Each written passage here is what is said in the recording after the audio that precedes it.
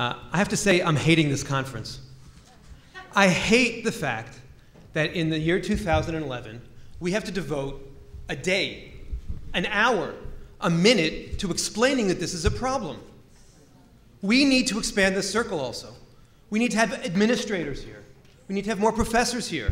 We need to have more students here. We need to have more parents of students here.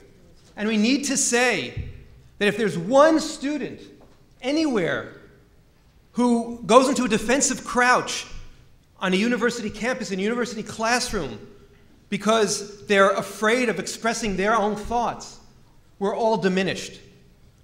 We have to say that if one student or one speaker feels unsafe in the university, we're all unsafe.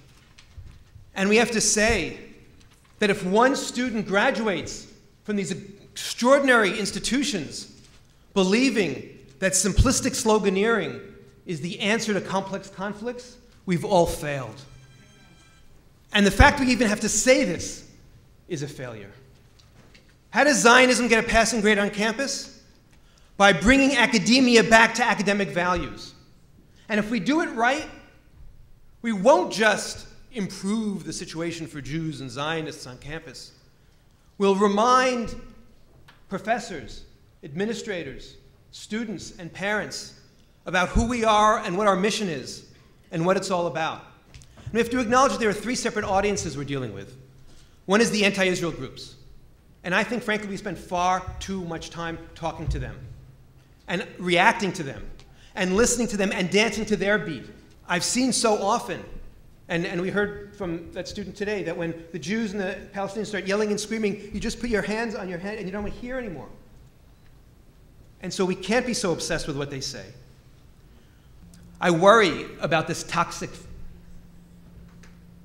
smoke, really, the secondhand smoke. I call it the Israel Ichsa effect, where everything about Israel is so poisoned that it's impossible to have an intelligent conversation about Israel. I want to give 10 very quick guidelines for how I think we can, substantively, make an impact. First, we have to rescue academia from all these corrupt academics. We have to, and this may be the most important point, fight what I call educational malpractice. When we talk about the content of the pro-Palestinian professor, we lose. We fall into a battle over academic freedom. We'll always lose a battle of academic freedom. But if we talk about educational malpractice, if we talk about hijacking the podium to advance your own personal political position, whether it be from the right or the left, whether it be pro-Palestinian or pro-Israeli, if we link it to a broader conversation about how to improve teaching quality, how to look at students as part of an I-thou, not an I-it, not as someone I have to sell something to, but someone I really have to educate and challenge, then we have a chance at succeeding and a chance at improving the university. All right? Let's call it when it is indeed anti-Semitism and not get into the debate on the margins, because the debate in the center, at the heart, is so important and so ugly. And here we see the famous image from the flotilla. You're approaching an area which is under naval blockade. Shut up, go back to Auschwitz. That's anti-Semitism. Helen Thomas. Any comments on Israel, Helen? Tell them to get the hell out of Palestine. Not anti-Semitism. Not nice, but not anti-Semitism. Any better comments on Israel?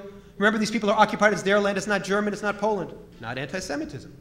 So where should they go? They go home. Where's the home? Poland, Germany. That's anti-Semitism. We have to trust the free marketplace of ideas, but know that there are limits and know that there are other levers of power in the university. We have to start that conversation with alumni, start that conversation with boards of directors, start that conversations with administrators before the crises happened. So we have an infrastructure of friendship, an infrastructure of pro-academic values before a Michael Oren shows up on a campus and things go crazy. This evening I would like to provide a brief outline of the history and purpose of Israel or Israeli Apartheid Week. or better known as IAW, the goal of IAW is explicitly and unapologetically political, and yet the rhetoric of IAW is left open enough to incorporate, 1, critics of Israel who still support a two-state solution based upon the return to pre-1967 borders, 2, those who support the dismantling of the current Jewish state and its replacement with one theoretical, highly theoretical, secular democratic state, and 3, those who support the destruction of Israel by any means necessary. Unfortunately, all 3 camps are included amongst supporters of IAW and the BDS campaign, and therefore the lines are sometimes blurred between harsh criticism of the State of Israel, outright condemnation of its continued existence, and calls for its eradication. Today, students on campuses are learning about Zionism in Israel, and thereby the Jewish people, from events sponsored by an organization that conceives of them as racist and imperialist. Another theme at work here, which some people may not recognize, is the classic anti-Semitic opposition between the Jews, and I place that phrase in quotation marks, and common humanity, both powerful imaginary abstractions. In the anti-Semitic imagination, the Jews conspire against the interests of common humanity, against all that is good and just, for their own selfish, particularistic interests.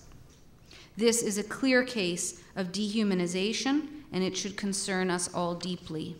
Rebranding Israel a racist apartheid state that abuses human rights and violates international law allows the delegitimization movement to demand boycotts, divestment, and sanctions against Israelis in all areas, from culture to sport to business to academe. The center is always where human beings find compromise, and this conflict is no different. We need to encourage intelligent discussion and debate that employs meaningful, ethical, and accurate language to describe what are truly difficult, complex, and contested histories. I have traveled from Morocco to Indonesia. I have walked through Central Asia. I go to North Africa regularly. I haven't met a Muslim who knows a Jew. But upon 1.2 billion or whatever the number of Muslims there are in the world, 99.9% of the Muslims do not know a Jew. The Muslim world, the 1.2 billion people, are in a state of massive conversion. If you want to understand what's happening in the conversion today in the Arab Muslim world, you have to look at your own history, my history, our history, global history. When religion becomes politics, then it is nothing but an inquisition. We're talking about the campus. First, we have to know the history, and we've got to talk about it. We've got to confront each other. We've got to engage in the debate. We've got to ask the question by turning the things around. We should have forums in the campus. We should challenge the professors as much as the students. We must ask them, when they talk about Israel Apartheid Week, why not we have forums about the problems of the Arab Muslim world? The campus is a university, is the world. And let's talk about what the problems are. Let's talk about gender equality. Let's talk about what's happening to the women. And then we broaden the debate. We broaden the debate to the fact that Israel is not the problem. Israel and us, together we are engaged in making a world, a better world, a safer world, the world that Europe went through its own conversion, own bigotry. And I'm not talking about ancient history, I'm talking about last century, for goodness me. And that's the problem when we engage in polemics. When you engage in polemics, then both sides can do it. We cannot go on talking about that, all cultures in the world are equal. All cultures are not equal. If that was the case, the culture of North Africa would be equal to the culture of Europe. They're just separated by the Mediterranean. You cross the Gibraltar and you have two different worlds. The culture of liberal democracy is not equal to the culture of a caste system. The culture of liberal democracy is superior to all cultures, and let us bring it back. Let us cast away the lie that has been fed to us of multiculturalism. We are a liberal democratic society. We are the product of 500 years of history, from the Enlightenment to the modern times. We are a culture that affirms the individual right, and the ultimate minority in the world is the individual. The minority in the world is not a Jew, is not a Hindu, is not a Confucian, it's an individual. We protect the right of the individual, we protect a Jew, a Hindu, a Muslim, a Buddhist, everyone. Because we protect that person as an individual.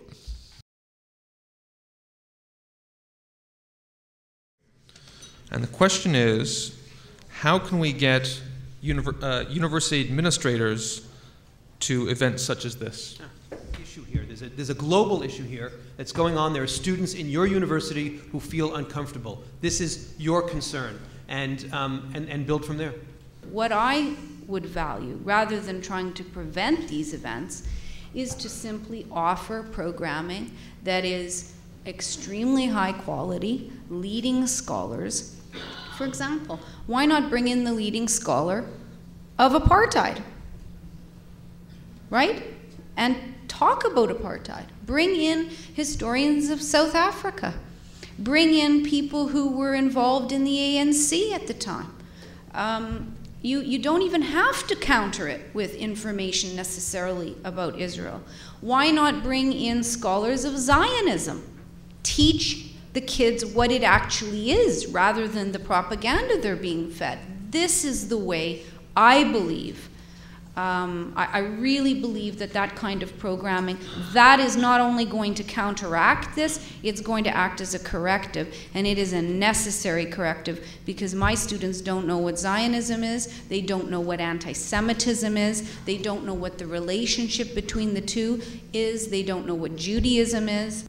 Obviously, the introduction talked about free speech, and that's what we're all about. So that's why I say that I'm doing absolutely nothing to prevent these events. And I know that in most of my career, I've consistently refused to debate anti-Zionists, because I'm not going to engage in a situation where I've spent all my life believing in facts, believing in truth, believing in a certain intellectual process. And if I'm going to sit there with someone who doesn't buy into that same set of values, that same set of ideas, and it's just going to be a food fight, I don't need it and I don't want it. That's not why I went to graduate school. And I think we have to draw those kind of lines. And so I would say the best thing to do is just give them the silent treatment.